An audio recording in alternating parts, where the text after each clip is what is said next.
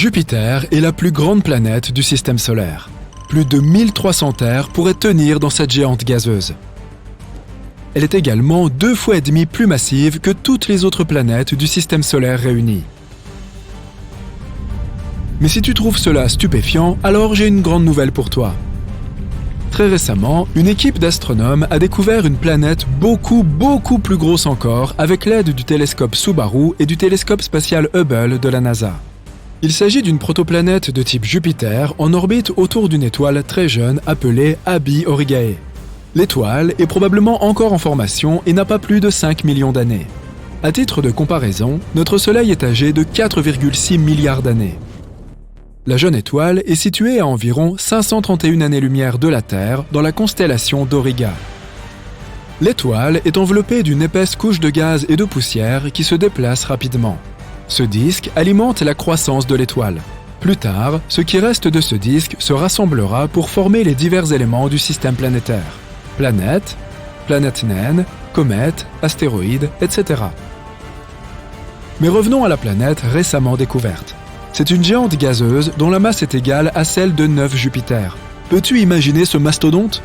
Il faut à la planète, baptisée Abi Aurigae B, près de 588 années terrestres pour effectuer un seul voyage autour de son étoile mère. Sans doute parce qu'elle se trouve à 93,9 UA, unité astronomique de celle-ci. Maintenant, pourquoi la découverte de cette planète est-elle si extraordinaire? Parce que, selon les astronomes, elle s'est formée d'une manière très bizarre. Ou devrais-je dire, se forme. En effet, cette géante gazeuse est toujours en cours d'évolution. Ce qui est insolite, c'est que Abi Aurigae B se fabrique à la suite d'un effondrement gravitationnel descendant de nuages géants de gaz. Or, les scientifiques affirment que, le plus souvent, les planètes se forment plutôt en accumulant progressivement de la poussière et des roches autour d'une sorte de noyau. Cela prouve que la formation des planètes peut emprunter de nombreuses voies. Cela peut également signifier qu'il existe probablement des systèmes planétaires très diversifiés dans notre galaxie, la Voie lactée, plus qu'on le pensait. Mais Abi Aurigae B n'est pas la plus grande exoplanète à avoir été découverte. En 2005, les astronomes ont repéré un mystérieux corps spatial. Plus tard, ils l'ont appelé GQ Lupi B. Cet objet tournait autour d'une jeune étoile à une distance 2,5 fois supérieure à celle qui sépare le Soleil de Pluton.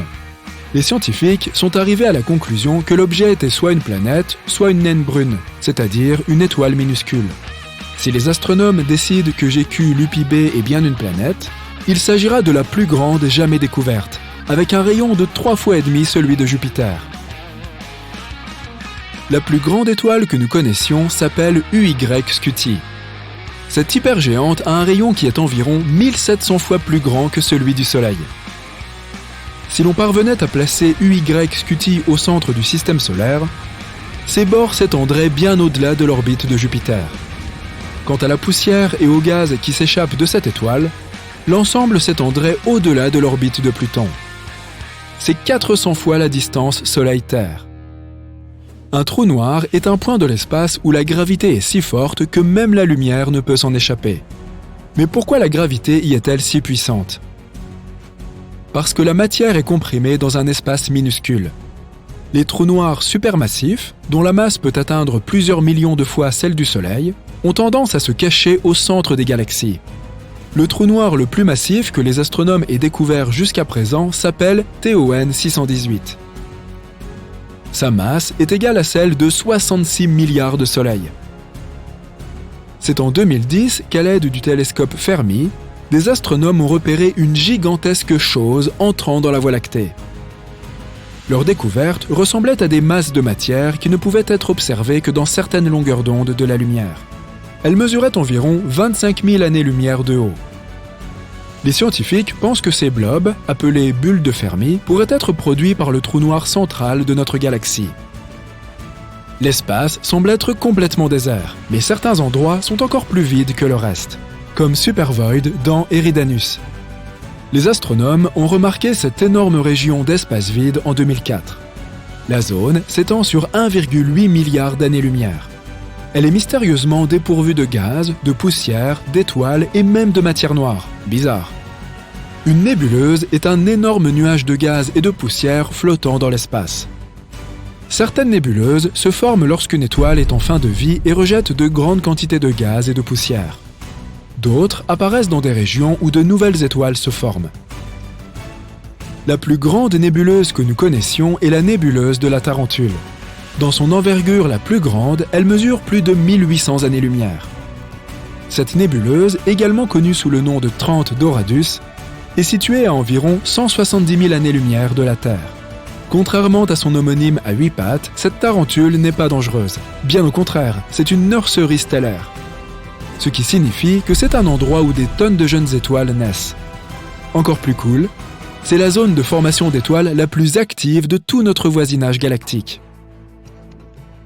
En 2021, la plus grosse comète que nous connaissions est entrée dans notre système solaire. Elle mesurait 137 km de diamètre et son noyau glacé était 50 fois plus grand que le noyau de la comète qui avait battu le record précédent. La masse de cette intruse était 100 000 fois plus importante que celle d'une comète moyenne. En fait, C 2014 UN 271, Bernardinelli Bernstein, était si grande que les astronomes l'ont d'abord classée comme une planète mineure. Est-ce qu'elle risque de s'écraser sur la Terre? Non. Elle ne s'approchera pas à moins d'1 milliard de kilomètres de notre belle planète bleue. Et ça n'arrivera pas avant 2031. Mais pourrait-il y avoir des comètes encore plus grosses que ça? Qui sait? En tout cas, l'idée est terrifiante. Il y a beaucoup de choses bizarres dans l'univers. Et les hypothétiques pâtes nucléaires en font partie. Si elles existent, les pâtes nucléaires sont le matériau le plus solide de tout l'univers. Elles se forment à partir des restes d'étoiles éteintes, lorsque cette substance est comprimée en un enchevêtrement de matériaux ressemblant à des spaghettis. Elles peuvent théoriquement se briser, mais seulement si on applique 10 milliards de fois la pression nécessaire pour briser l'acier. Les pulsars sont des objets spatiaux sphériques de la taille d'une grande ville, mais ils ont une plus grande masse que le Soleil entier. Ils émettent 2 étroits faisceaux de lumière dans des directions opposées. Le pulsar Black Widow, tout comme son homonyme araignée cette fois, dévore son partenaire. C'est une étoile légère de type naine brune. Plus le pulsar consomme de matière, plus il tourne lentement. L'énergie que l'étoile à neutrons perd dans le processus entraîne la diminution de son étoile compagnon. Haumea est une planète naine qui orbite dans la ceinture de Kuiper, un anneau d'objets en forme de beignet autour du Soleil qui s'étend juste au-delà de l'orbite de Neptune. Cette mini-planète a une forme bizarre et allongée et possède 2 lunes. La journée sur cette planète ne dure que 4 heures, ce qui en fait l'objet le plus rapide du système solaire. Mais la chose la plus mystérieuse à propos d'Haumea est que la planète est entourée d'un mince anneau de 64 km de large. Qu'est-ce que c'est? D'où vient-il? Personne ne le sait. Il pourrait être le résultat d'une collision qui s'est produite dans un passé lointain. La 18e étoile la plus brillante du ciel nocturne, Fomalhaute, offre un spectacle terrifiant. Elle est surnommée l'œil de Sauron en raison de l'anneau de poussière et de débris qui l'entoure et qui lui donne l'apparence d'un œil géant fixant votre âme. Cette étoile intimidante a une masse plus de 2 fois supérieure à celle du Soleil. Elle se trouve à 25 années-lumière de la Terre, ce qui n'est pas si loin si l'on considère les distances dans l'espace. Regarde ce papillon. Son envergure est de plus de 3 années-lumière. La structure à l'intérieur de cette nébuleuse est l'une des plus complexes jamais observées.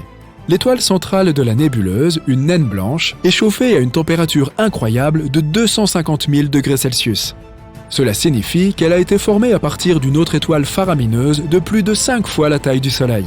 La naine blanche est entourée d'un épais disque de poussière et de gaz à l'équateur. C'est ce qui fait probablement ressembler l'ensemble de la structure à un sablier ou à un papillon.